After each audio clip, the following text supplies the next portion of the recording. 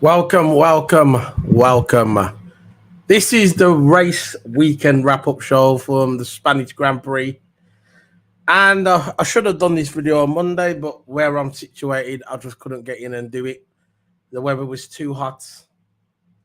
There was no point of doing the video. There's no way I could have done it with all the equipment. But I'm here now. I'm doing it now. Welcome back. I'm going to bring in my co-accused, my partner in crime, Toto Hammer. Yeah, big up, man. How's it going? The longer waiting return. How's it going, bro? It's going all right. Just don't like this weather, man. Too hot. Can't really function properly. It's the weather today's been absolutely rubbish. We're feeling absolutely rubbish. But look, I'm just glad I'm back. Got my cold water next to me, so I can keep myself hydrated. That's the best thing in this weather, really. Keeping myself hydrated. It's the best result we could do. But yeah, I'm feeling all right. Yeah, man, we're just going to do a nice little quick video. We're going to talk about what happened at the Spanish Grand Prix, what didn't happen, what should have happened, shoulda, coulda, woulda, whatever. So yeah, we're going to get on to, look, before we start getting into the weekend, remember, guys, or girls, whoever's watching this video, probably none at all, please smash the like button and put the video out there and share. That's what we want. Just like the video on X. We've got a view on X, like always. We've got a view on YouTube. All we ask is to smash the like button for everybody to see. So, before we start talking about the Grand Prix, the actual Grand Prix, the race and whatever, yeah. Conspiracy theories. We're going to talk about the conspiracy theories now. There's a lot of people going around online. Actually, Sky Sports actually addressed this as well. I thought they weren't going to address it, but they did. Crofty addressed it. He said that it seems like Lewis Hamilton is losing time out of his car. It seems like every weekend he's killing it in practice, and when it gets to the latter part of the qualifying session, they think that Mercedes are sabotaging him. Now, I don't know what your opinion on this is, Toto. I haven't really spoke to you about this at all. I haven't really spoke to you for a while, actually. So I know you haven't really been on because you've been busy with stuff. I get it. Life gets in the way. And plus, a weather like this, why would you want to be behind the computer in a weather like this? You want to do minimal videos. You want to be out there enjoying the water, wherever you are in the world, the sea or whatever. So what's your thoughts on this about, do you think Mercedes are sabotaging? Did you hear about, I'll ask your opinion, did you hear that thing what Toto said, that there's going to be prosecutions, that they're tracing IP addresses and they're going to have prosecutions about... I don't think I've heard of from there. I haven't heard of that one, but the only thing I've heard of there is... Yeah, he actually said it out of his mouth. The only thing I've heard of that, people... I think he said something about people should stop, making accusations and stuff against, George Russell and Hamilton, because, in my opinion, I think, of course, Hamilton is leaving this season, and of course they're gonna sabotage Hamilton because Hamilton. I don't think they're sabotaging him. I wouldn't say that sabotage, but I think they are giving him the slow car. But as you can see now, that Hamilton is starting to get the most out of this car. So look, we don't know what's going on. We don't know what's going on. I thought they were sabotaging Hamilton at the start of the season, but now it seems like they're on equal terms. Now Hamilton getting a really, really good result this Grand Prix. So. Yeah, I don't know what's going over there in Mercedes, and I don't know what Toto was talking about, IP addresses and tracing. Don't know what's going on over there, but I just want to see how the season rolls out because as it seems, Mercedes isn't really, giving Hamilton a slow car. They're not really throwing him under the bus. They're giving him a decent car to compete, and this race now, like. Spanish Grand Prix did absolutely brilliantly, finishing third. When's the last time we finished with a podium? When's the last time we finished with a podium? Last year, Mexico. It's been ages. It's been absolutely ages. Nearly a year. Don't even mention the race win. Race win's been absolutely 2021. Abu Dhabi 2021, the last time we won the race. Yeah, it's been ages since a race win, but look, he's got his podium, and I think that he's getting used to the car now. You can see on the radio saying we are making improvements. He's still determined to make improvements on the car, and it's because he wants something out of this season. Even though it might not be for world champ, there still is a chance for world champion. World championship. Oh yeah, There still is a chance. We're not even halfway through the season yet. So mathematically, there's still a chance. Yeah, so Hamilton could still be in a chance for the title. Mercedes needs to get the stuff together quickly. And it seems like that, if you compare this car to the beginning of the season, big difference. Night and day, yeah, night and day difference. To your point, it's a night and day difference between beginning of the season and this point of the season now. And I see Mercedes becoming a really good car in the future of this season. You know, because they've got some very clever people behind there, and the car's been improving. Of course, Hamilton won't really get the new upgrades, but he still will get a competitive car. And he's still, even though he probably had an underperforming car, he's still, say if he had an underperforming car, he still put it on the podium. Yeah, but we know the rules. Look, you've been watching Formula One just as long as me, yeah? You know the rules. No, probably not as long as me, but you know the rules. When you got an outgoing driver, the team tends to stay with the guy who's staying. So if you've got two drivers and you got a driver going to a rival team, which is going to Ferrari, that's going to be a rival team. When the new regulations kick in and when next year kicks in, Ferrari is Mercedes' direct rivals. Direct rivals. Just like you got Red Bull, Ferrari, Mercedes, McLaren. Now, when you've got a driver leaving the team, an outgoing driver, the team tends to lean towards the guy who's staying there, the future, George Russell. Then, and when it gets to certain meetings, you know, like certain meetings after the race where you got to discuss strategy and you got to discuss setups and stuff like that, they're gonna tend to lean towards Russell because Hamilton is leaving to go to Ferrari, and that's how it's been since the beginning of time, since Formula One started. When a driver's leaving, what they'll do, they'll go towards. Just like with Niki Lauda. Niki Lauda was at McLaren, and I knew he was leaving. Well, he was at Mercedes, and I knew he was, Ferrari, and I knew he was leaving to go to McLaren. So what they did, they started to go towards Frost. That's the way it's always been in Formula One. So this thing about sabotage, listen, I don't buy it. Okay, so you got basically, I think it's just certain fans they're going too local, and them diehard fans that love Lewis Hamilton too much, and just say, oh yeah, they're sabotaging Lewis. It's like Lewis can't do no wrong. Maybe Lewis didn't do the setup correctly, and maybe Lewis didn't or whatever. But if it's not no sabotage, it's smart. It's a business. They're not going to give Lewis Hamilton all the tricks and the traits, all the little setup things, or the backstage, the future of the car when he knows he's going to a rival team. It does not work like that in Formula One. It's never worked like that in Formula One. And as for being sabotaged, which I think is a bit of a crazy word, I don't believe it. I don't think Mercedes are sabotaging him. Sabotaging Lewis Hamilton. But what? Go on. I just think if they were sabotaging him, they would have gave him a bad car that wouldn't even be eligible to fight in the top three. You know, but he's fighting for that top three. I don't know if he's driver's skill, but look, he got a decent car under him. Yeah, a championship, contender car. Not yet, but in a couple of races it might be. Mercedes is in good hands right now. Fighting for podiums, getting third. His first podium in how many since 2022, right? Yeah. So Mexico last year. Mexico last year. So look, if you say sabotaging, like you said, it's a really extreme word to use. Mercedes, to me, giving them a good car. They've impressed me that they gave Mercedes and Lewis Hamilton a good car. Of course, Russell may have the better car, but we don't know there. But this is like this is always it's the way it's always been in Formula One. This is what I was talking about. If you remember when I go back to my point when I was talking about Formula One early this year and last year, there's a lot of people out there that have only been watching Formula One since Drive to Survive, and they don't know the history, the true history of Formula One. If they actually go back in history, all they got to do is either read a book, right? Get off TikTok, go read a book, go at the F1 website, go do your research, go look all the history of Formula One, and it's always been like that. When the driver's leaving, Lewis Hamilton ain't no special than anybody else. Okay, when Niki Lauda was a champion at Ferrari and they knew he was going to a rival team, they went towards Frost because Frost was the younger guy and he was staying there. And this is the way it's always been. And I remember Niki Lauda done an interview about this, and he said, "I'm going to do over this Frenchman." He said, "I knew that."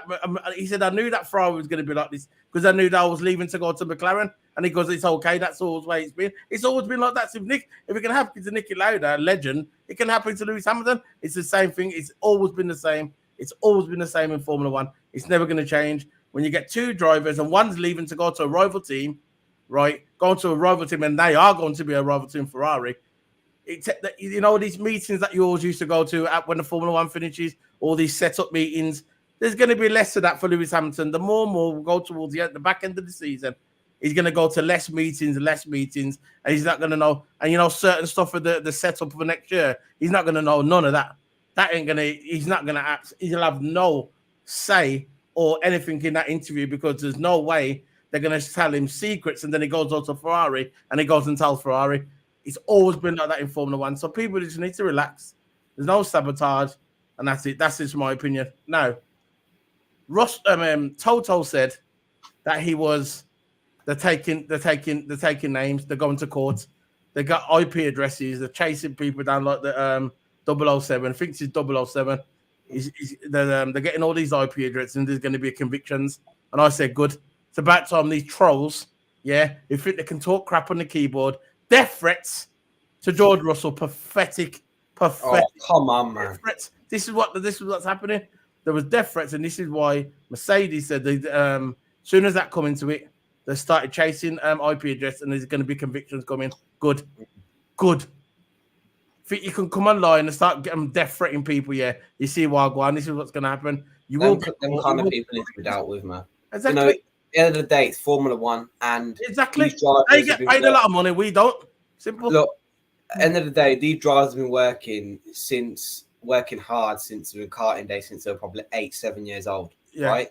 Young age. And I don't want to come up to professional racing, because when you become a karter, your first ambition to become a professional driver. Yeah, I do. Right, I want to at least get to GT racing, but when you're a karter, your first priority is either making GT racing, Ginetta, anything professionally, right?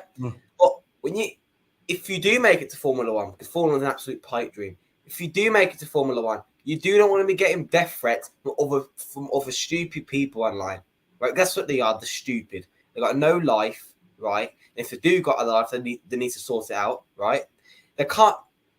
Them kind of things need to be dealt with, you know. And I'm glad what Toto's doing, because Mercedes is doing it. It's not Toto direct, but you know, I'm sick and tired of it now, because, you know, why are these drivers getting hassled? And I just you can see that some people on social media take it a bit too far. They get a bit too emotional, or they might not be in a bad mood. Then they go spat that anger on social media. And this is exactly what happens. Death threats, so on. But look, I don't want to go into depth about that. Can relate to Formula One video, and I don't want to go too into depth about that. But end of the day, this needs to stop. Yeah, very simple, really. Now we're going to start talking about the weekend. Spanish Grand Prix weekend. So, now, we're in Spain. It started off on the weekend with, you know, Sky Sports when it was promote Spain. They're saying they got fan clubs, Carlos Sainz's fan clubs everywhere. Most of the people that I saw was wanted Alonso. They were going around and saying, "Oh, there's all these fans." I was asking fans, "Is Carlos Sainz your favorite driver?" Yeah, but I prefer Alonso. Alonso's a legend, the only Spanish driver to win a world title, first Spanish driver to win a world title. So, no disrespect to Carlos Sainz, he's always going to be in his shadow. Unless he wins a world title. So, let's start. Look, it all started, right, like I was talking about. Look, Carlos Sainz has got a fan club here. There's a certain sector of the arena where they got a fan club, and they follow Carlos Sainz everywhere. They love him. And there was 4,000 tickets. 4,000 tickets. 4,000 people went into this raffle. There was 2,700 tickets available, and the tickets sold out in 8 minutes. 8 minutes. So there were 4,000 people trying to get these tickets, and 2,700 tickets sold out 8 minutes. And the Ferrari guys were saying they've never saw so much love towards our Formula One driver since Alonso in Spain. And I was thinking to myself, that statement, there's only been how many Spanish drivers since have been Carlos Sainz? I thought there was just Alonso, then Carlos Sainz. Am I crazy? Is there been any more Spanish drivers in Formula One? No, I can't remember. I can't remember. No, I can't remember either. So I think they're probably the only two big names I know. But as you go through the chat room, big up Richard Hutchison. Stop racism, stop online, stop harassment. We need more love, peace, togetherness, and respect. Yeah, true. Yeah. You know, I don't think the drivers should be even getting that. And like I said, I think people get a bit emotional sometimes, too emotional, then they start spouting that anger online. You're in a bad mood. But look, it's just the way online goes, man. And it shouldn't be happening. It shouldn't be happening, especially to professional drivers as well. You know, it shouldn't be happening really. But yeah, to professional drivers, it shouldn't be happening anyway. I know. Just grow a clue. Yeah, grow a clue. Get to the gym and grow something. Do something with your life instead of going online, doing a tick. You're just not going to achieve nothing. Make a difference in the world. Make a difference in the world. That's what you should do. Go out. Go to the gym. Get your life in order. Drink water instead of beer. And make a difference. I'm not saying don't drink beer at all, but instead of drinking the beer, sitting down, watching telly and going online and think you're hard enough and start typing on the keyboard. Do something with your life and make your life better. That's all I'm saying. So let's get into the qualifying.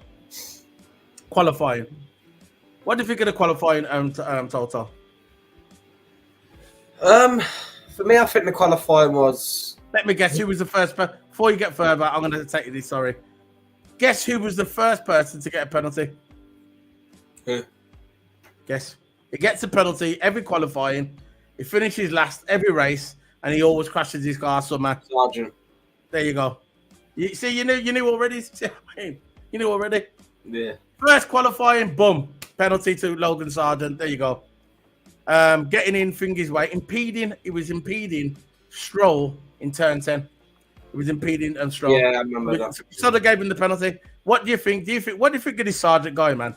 Well, what's going on? You know, it's his last season in Formula One, and what's going on? Nah, Sargent for me, you know, you get drivers that come and go in Formula One. Of course, you've got someone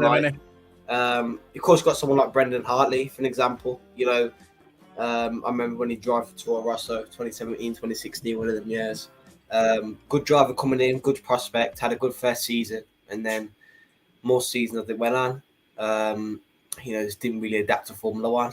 So Logan Sargent is probably a good driver, but he's probably not good enough for Formula One at the end of the day.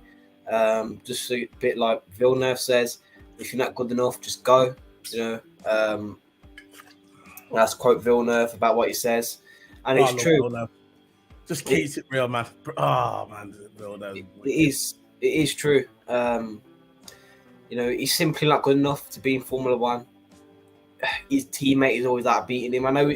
Look, he's got no excuse. He's got an excuse about he's got a bad car and he can't really finish in the points. But at the end of the day, Albon is doing him over every single time, Paul. And he's not a rookie because he's been there 2 years now, isn't it?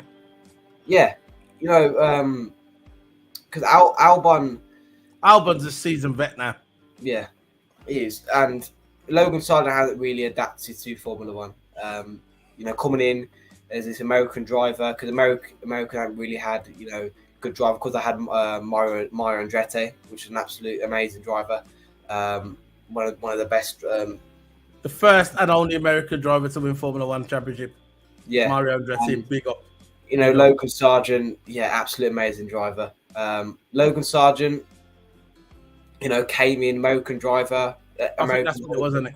He haven't really had an American driver in ages. The Americans haven't, right? They usually had, you know, IndyCar, NASCAR, they're all over there, but they hadn't really had an American driver in Formula One for quite some time. Now Logan Sargent coming in, big prospect, decent driver, but he hasn't really been adapting to Formula One, so that's where I'm going to. That's what I'm leaning towards, anyway. Like, yeah, I think because of Logan Sargent, you know, when I was going through this American thing where they've got to get all the American drivers, we need to get American driver. And you remember when it was pushing that American thing that we're going to get more Americans to watch the Formula One product. Yeah. You know, that's when they brought in Drive to Survive. They said, right, we got Drive to Survive. We need to bring in the Americans now to watch it because the Drive to Survive was basically that's when the Americans started to watch it more. And I think what happened is they had this experiment that they needed to bring American driver in. They bring American driver in, and then when we go to America, that's going to bring in more American viewers. But when it went to America, nobody cared about Logan Sargent. More people cared about seeing Lando Norris and Lewis Hamilton. Nobody cared about Logan Sargent. And I think when he came in, he was there. I think he was there because he was American. I'm not sure if he had IndyCar or background or whatever, like just going around in circles. But what it boils down to, yeah, I think he mostly got that position because he was American and maybe he's got some backing behind him, some financial backing. And that's the only reason why he's there, because he's been in this Formula One for, I think it's about 31 races. Spain was his 31st race, Spain. And he still looks like a rookie. He's making rookie mistakes. He's impeding people. He's impeding people in turn 10 in Spain. He's impeding people every track he goes to. And when I look at Logan Sargent, I think to myself, you're a failed experiment. No disrespect to him. No disrespect to Logan Sargent, but he's a failed experiment. He was at the time where we wanted more Americans. We needed to get this American driver. They brought him in, and now he's failed. And I think this is his last season because I think Williams won science. It's not been confirmed yet, but that's the way it's going. So they've already told him that we don't want him. So this is his last season. That's it. Failed experiment. What do you reckon? That's it, man. So yeah, that's what I think. So let's go on to the qualifying now. Let's go to Mercedes.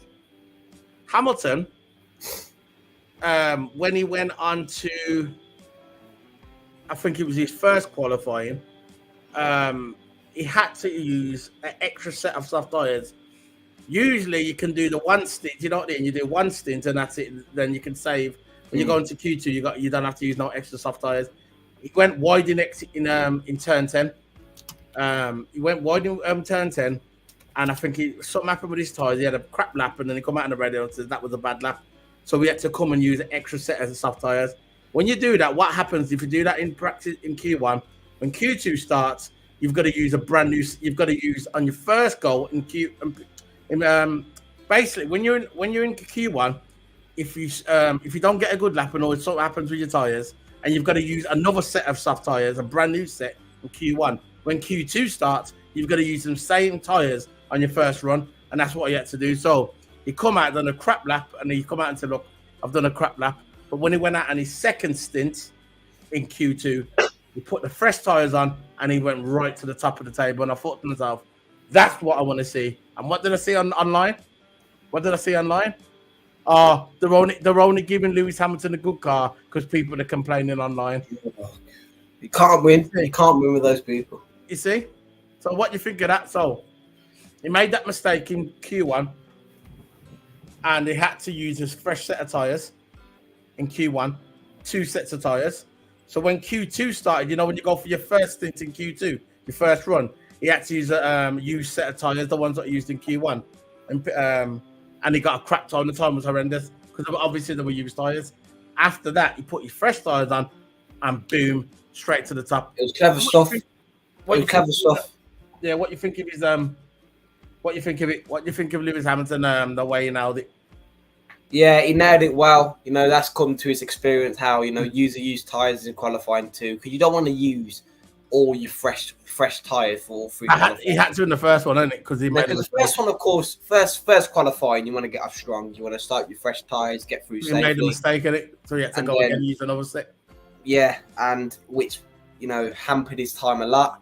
But again, used soft tires. Of course, not going to get a good time because in qualifying one, I think he got a 1:12 because he made a mistake, and then qualifying 2, he had a way better time, 1:11.7. Now the 1:12 was good. That was a good time. We finished top of Q1, but he had to use a fresh set, 2 fresh sets because the first time he went on his first run, he made a mistake, and then he had to use another set of tires.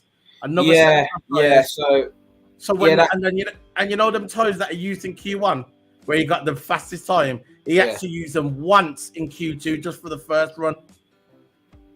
Because really, if he would have done a good lap in Q1, he could have saved a brand new set for the Q2 instead of doing the old ones and then using the new ones after. But really, it works itself out because we all know when Q2 starts, you do 2 runs anyway, don't you? You come out, do 1 run, and after exactly, so it doesn't matter. It's Lewis Hamilton, isn't it? He does. Look, I think he did good to come back. You know, finishing third in the qualifying, and then going ahead and finishing third in the race. It was an absolute good one for Lewis Hamilton. You know, making that mistake and making up for it by putting on an extra fresh set of tyres for qualifying 3, and absolutely nailed it. 1:11.7. Of course, he was 4/10 after McLaren, but again, he had a really good race to make up for it. I'm not qualifying now. I'm not even on the race. Yes, I'm saying. Look, he made up for the mistake that he did in qualifying. He made up for the mistake. I don't, Ricky. Yeah, but. Look, the way I know the commentators have to like boost it up a bit. Yeah, they gotta boost it up. I understand, but look, when he went wide in turn 10, and all they said is, look, Carew said, now he went wide in Q. See, when Russell done it, he nailed it the first time, so he didn't have to use his fresh set again. He just done his lap and he was good, innit? But Hamilton had to use another set of fresh soft tires to come out. Now the lap in Q1, he went straight to the top, and then in the second one. He come out. The first stint in Q1 was in Q2 was rubbish because they were the used tires from Q1 that he used. But when he went for his second run on Q2, it was amazing, and it was back to normal then. So really, I don't think it was any fuss anyway. It weren't really no fuss. People make mistakes, even Lewis Hamilton, and it is what it is. When he got to Q2, he rectified it and it was good. So Q3, it was all about who was going to get pole. My pick was, I thought that Lando Norris was going to get it. I thought he was showing promise. He come good at the end. Didn't happen. Max Verstappen come out. Now I thought, well, we'll get to Norris. I'm on about Q3 now. We know who got pole. So qualifying 3 now. I think he came out, got 2 tenths. Max Verstappen went first. No, Max Verstappen went first. And he was the fastest in the middle sector. First sector weren't that much, but the middle sector, he flipping nailed the middle sector. Ticked Norris into the middle sector because it was showing Norris and Verstappen like side by side. And I thought, here we go. This is I think Norris. I think at that point when I saw Max Verstappen go fastest in the middle sector, I thought, here we go. Max Verstappen's gonna get it now. He's gonna come out and whatever, And what happened is he tipped Norris. He tipped Norris into the Q2. So at the end of Q2, you had Verstappen, Hamilton, and Russell. They were the top 3. They and I think Norris was 4th. So they were the top 4. So when I saw that, I saw Verstappen Q2 at the top. I thought, here we go. He's been sandbagging. He's going to come out and ras it out. What do you reckon? Pause. You know, I thought that as well because Max didn't really have a good, practice weekend, finishing 4th in practice 3, practice 2, finishing 5th, and practice 1. He did finish 2nd. That's the only good practice he had, but practice 2, practice 3 was overall terrible. So overall, he had a terrible practice weekend. But in qualifying, he just, turned it on a bit. Q2, started to turn it on in Q2, innit? Yeah, Q2, started to turn up the engine, just like where every team does. And don't really show the stuff in qualifying 1. Start to show stuff in qualifying 2 and then qualifying 3. I thought he had the pole wrapped, but of course Lando Norris take it away from him. That was good. Now we're getting on to Q3 in a minute. I'm still on Q2. Yeah, but Max, showing promise in practice 2. That's what qualifying 2, and coming from a bad practice weekend. I thought he was straight away sandbagging. I was like, Max is going to do good this qualifying. And then, as soon as it comes to qualifying... I'm going to do Q3 now. So Q3 now, at the beginning of Q3, Russell was on the radio moaning about Hamilton impeded him. Why was he going so slow on the preparation lap? I think this was the 2nd stint. And... he was going, what's going on? Why is Lewis preparing so slow? So I thought that was a bit weird. And I think someone said to him, "Just it's fine, let's get on with it." So we did. So Oscar went out at the top, guys. Oscar went first. Oscar Piastri was. I think Oscar could have got in the top 3. I think he could have got in the top 3, but right at the end, he went wide onto the gravel. He managed to rescue the car back on the gravel just before that new turning for the main straight. You know, that new part where they cut out the chicane. Now you can go all the way around. He went wide there and he lost his car a bit. And I thought it was a shame because Oscar Piastri looked good in the car. Max, and this is where it all went down to Max Verstappen versus Lando Norris. I never thought Lewis was going to get pole.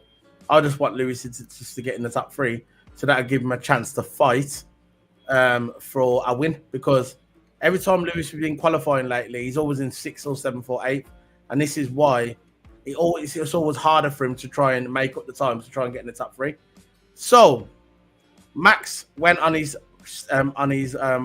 race. He went on his qualifying. Like I said again, it was doing side by side. Max Verstappen, Lando Norris. Lando was going faster in the middle sector this time, so not like Q2, where Max was going faster in the middle sector. This time, Lando was going faster in the middle sector. But I think the first sector, I think Max Verstappen went faster. So Max Verstappen passed the finish line, the qualifying line, and he went faster. So I said, there we go. No one's going to beat that time. No way. It's just gone fast. No one could beat it. And it's gone even faster. So I said, there's no one going to beat this time. There's no one. It's going to take someone with every sector nailed perfect. So Max Verstappen. So then it was Lando Norris. And Lando Norris, there was a slipstream.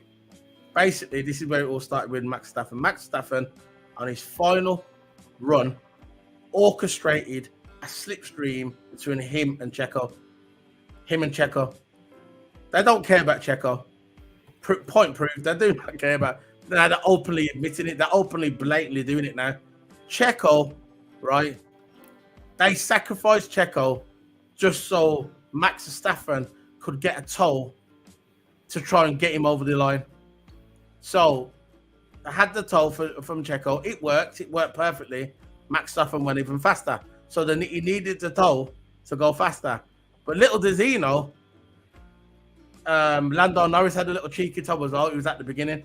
Just before, when he was on his preparation lap on the warm-up on that corner, Fingy went past him, Ocon, and he hit second gear, started to follow Ocon. So they went down to the straight. He got like a half a toll. So basically, he got a toll halfway through the on the straight. Then Ocon pulled over and broke the toll, but he still got that cheeky toll. Not as good as Max Verstappen. He got a cheeky toll. He went round, went faster in the third sector.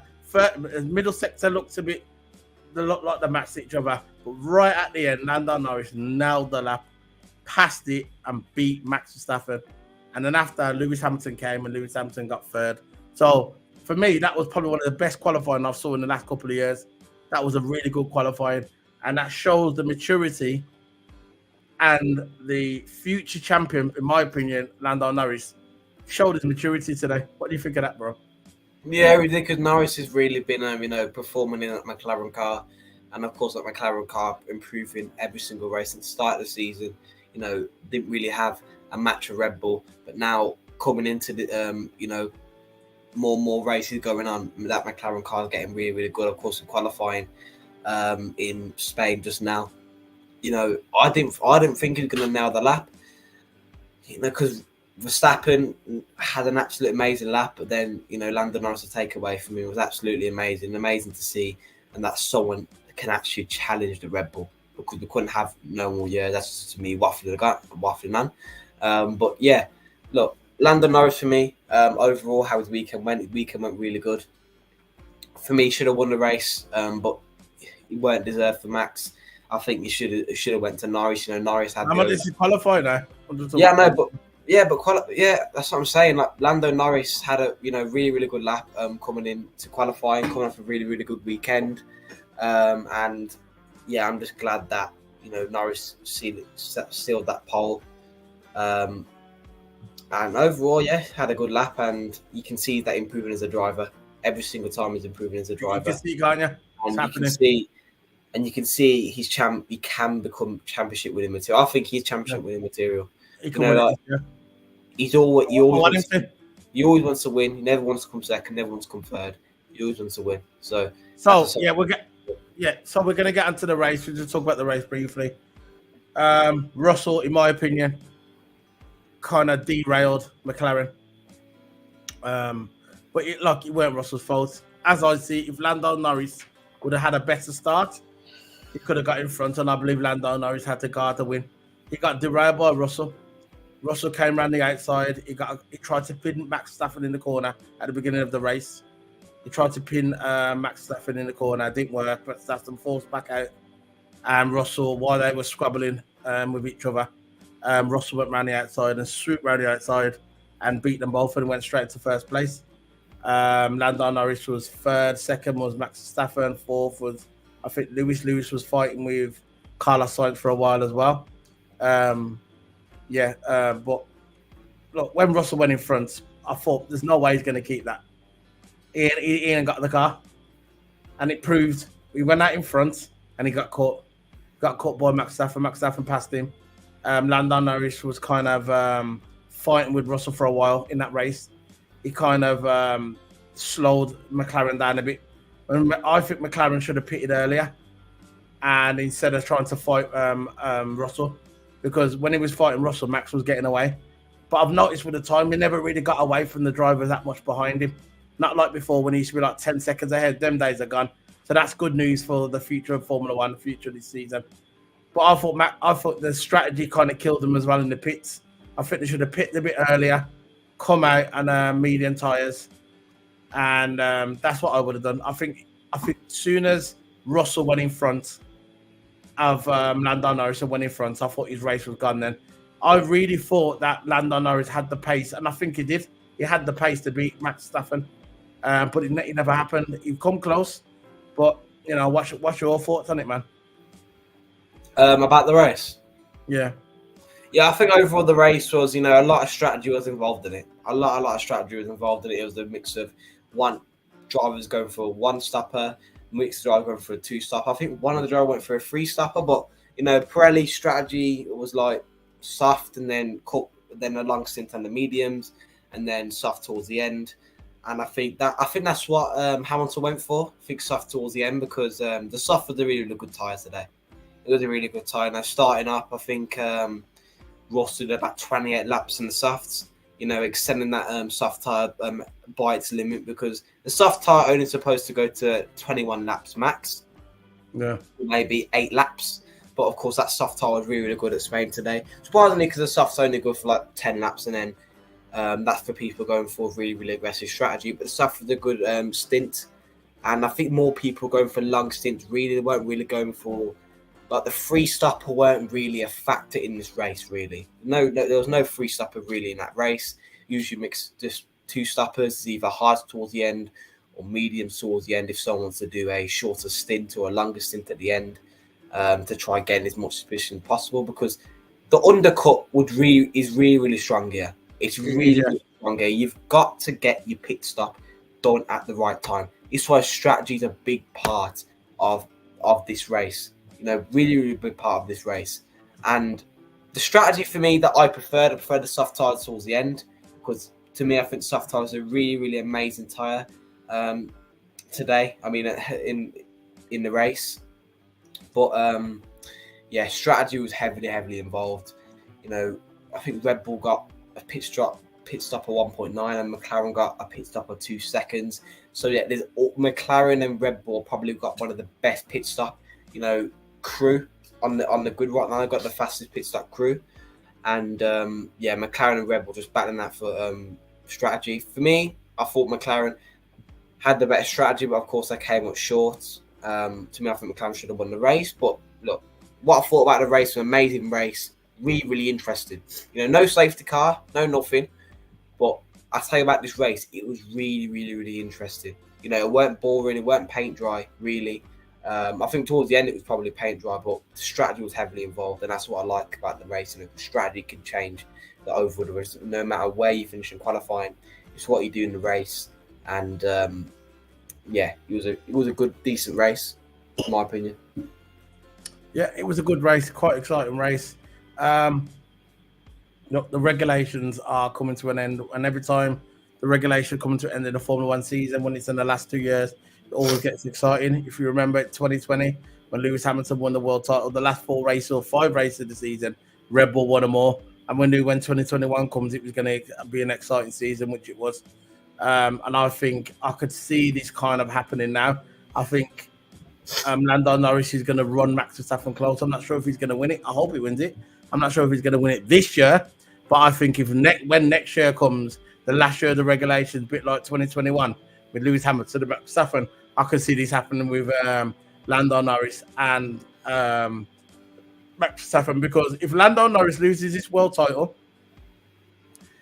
he's going to be even more greedy and angry and more focused when next year comes.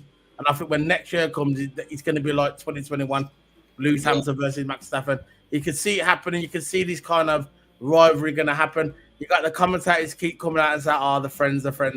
Yeah, when Lewis Hamilton, when Max Verstappen were started to have their rival, they used to say in the commentary, "Oh yeah, they used to be friends, but that ain't gonna last. That ain't gonna last." Yeah, because I wanted to push that narrative out. Now it's Lando Norris who said, "Oh yeah, the friends." Listen, when it comes to Formula One, there's no friends.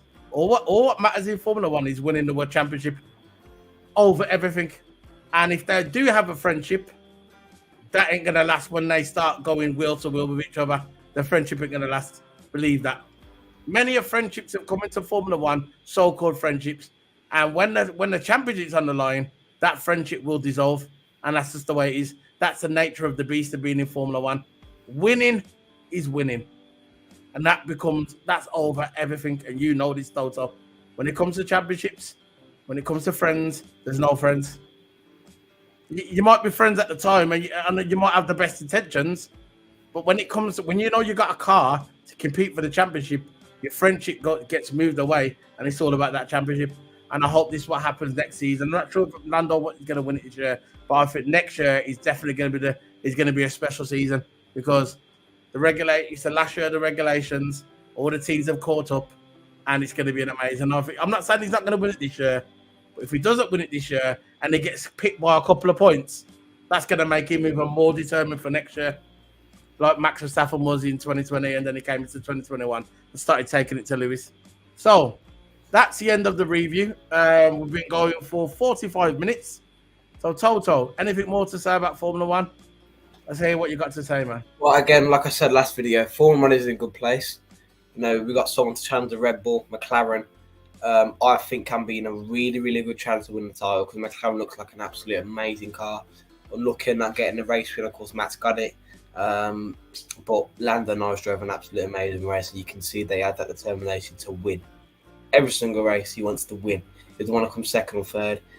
He treats second as last place. That's what he treats as. So, Lando Norris and Max, you know, what a rivalry this is going to be this year. Of course, all drivers are going to be in it, but, you know, the main point is Lando Norris and Max. I thought the Ferraris are going to be in it. I don't know what is going on for Ferrari at the moment. Let's hope they get their stuff together. But, you know, Formula One is a good place now, and I'm glad that we got more challenges and we got more cars getting involved. And I'm glad what's going on. Yeah, and that's facts, man. Thanks for that. This is your channel again. Remember, race weekend this week is going to be, I think we've got 2 pre-records. We're going to do 1 pre-record from the previous race. I forgot it was Imola, I think, one of them. And we're going to throw that up online. That'll be online tomorrow. So it's a pre-record. It's a 10-minute debrief. And then we'll put another one straight after as well, which is going to be the Spanish one. But this weekend, we've got the Austrian Grand Prix. Remember, this is where Lando Norris got his first podium. Really likes his track. So it's going to be an interesting race. Hopefully that McLaren could still keep bringing the upgrades to the car and take it to Red Bull, because I think at the moment, the way we're looking at the season, that's the only team that are taking it to Red Bull at the moment. I can't see no other team at the moment taking it to Red Bull. I thought Ferrari was there, but every time you see Ferrari, it's 1 step forward, 2 steps back. Every time you think that Ferrari's there, that they're going to compete, what happens? Exactly. Nothing. So before we go, I'm going to share the screen so we can see the final race results. There you go. There's the final race results. There. So, there you go. Max Verstappen first, Lando Norris 2, 3, Lewis Hamilton, 4th, Russell, 5, Leclerc, Sainz 6th, 7th, Oscar Piastri, 8th, Perez, 9th, Gasly, 10th, Ocon, 11th, Hockenberg, 12th, Alonso, 13th, Juan Zhou, 14th place, Stroll, 15th place, Daniel Ricciardo, 16th place, Bottas, 17th, Kevin Magnussen, 18th place, Albon, 19th place, Tsunoda, and last again, Logan Sargent. So that's it, man. That's it. I want to see if we can get in there. Let's go on the drivers. Let's go on the drivers, man. Let's try and find the drivers. There you go. Driver stand. Let's go to the driver stand. Let's see where the drivers are. So there you go. So there's the driver standings. And that's how the table looks at the moment. That's doable, man. That's got to be doable for Norris, man. Come on, man. He's second now. What do you reckon? Looking at that, what do you think? It looks like a big lead, but end of the day, that McLaren's only going to get faster and faster, and Norris has been putting in good points. There's only 2 drivers. In my opinion, there's only 2 drivers. I would say the top 5. Perez ain't winning nothing, so you might as well forget Perez. I'm looking at that scenario now with them points. Realistically, there's only two people that can catch Max Verstappen at these points. That's Norris and Leclerc. That's it. Leclerc's on 148, Norris is on 150, Max is on 219. There's only 2 drivers that can catch him, innit? There's only 2. It's either Norris or Leclerc, but that's only if Ferrari can get his stuff together. I know. And there's the teams one. So the constructors are kind of close as well still. So you got to see the constructors. See where Red Bull are doing themselves. This is where Red Bull are doing themselves now. Yeah. If they're going to sacrifice Perez to give him tolls and stuff like that, remember to win the constructors, you need to have 2 drivers up there, and they're losing points in constructor points. They might be getting Max winning, and because Max ain't winning every race, but Max is winning the races, yeah. But look at the constructor points. That's nothing, 270, 330. That is nothing. That's easily catchable. That's all I'm saying. So if Red Bull go, they're going to sacrifice Perez. Look at your constructor points now. There you go. So that's the end of the video. Spanish Grand Prix in the bag. Remember, this weekend we've got the Austrian Grand Prix, which we will be covering. We're doing the virtual watch-alongs. We're doing all that. And we'll be doing the review as well, me and Toto Hammer. So, Toto, anything to say before we leave? No, nothing really else to say. I say that, the podcast of Ty Cuthbert has been put off because the Ty Cuthbert podcast has been put off, a couple of weeks now, but this week it'll probably be on, Thursday or Friday, because Friday I got to start some FIFA business. But I think probably Thursday, maybe the podcast will be, and let's keep an eye out for that. Well, fair enough, man. Big up. See you later, guys. Big up to me. I'm probably going to do the football tomorrow as well. I don't know if there's any football now. I don't know about football. I'm the day after tomorrow. I don't think there's any football on tomorrow. I'm just doing pre-records of Formula. I'm just getting them up. I'm not going to just do a watch-along of a match which I actually don't care about. But when France and that come back in England and all them teams, obviously we're going to cover them. I'm not going to sit behind the computer in this beautiful weather that you can go out and enjoy yourself, enjoy life. Remember, enjoy life. Instead of sitting behind a computer sometimes, I'm not going to sit behind the computer, and do reviews on every single day. Well, I'll probably do the occasional review if England's playing or France is playing or Formula One's on, I'm behind the computer, standard. But if there's nothing on and there's nothing to report, I'm not going to just come out and do a video just for the sake of it when there's lovely weather out there and you could be going out enjoying the weather, because we live in the UK and this weather don't last forever. So just go out there and enjoy it. That's all I'm saying. Enjoy life. Enjoy life. So, see you later, guys. Big up to everybody. See you later, Toto. Big up. Respect, man. See you later, bro. On the brakes. Leclerc has that inside line. Perez goes off the track. Comes the chicane. Off goes Leclerc. Through goes Hamilton. Unbelievable stuff.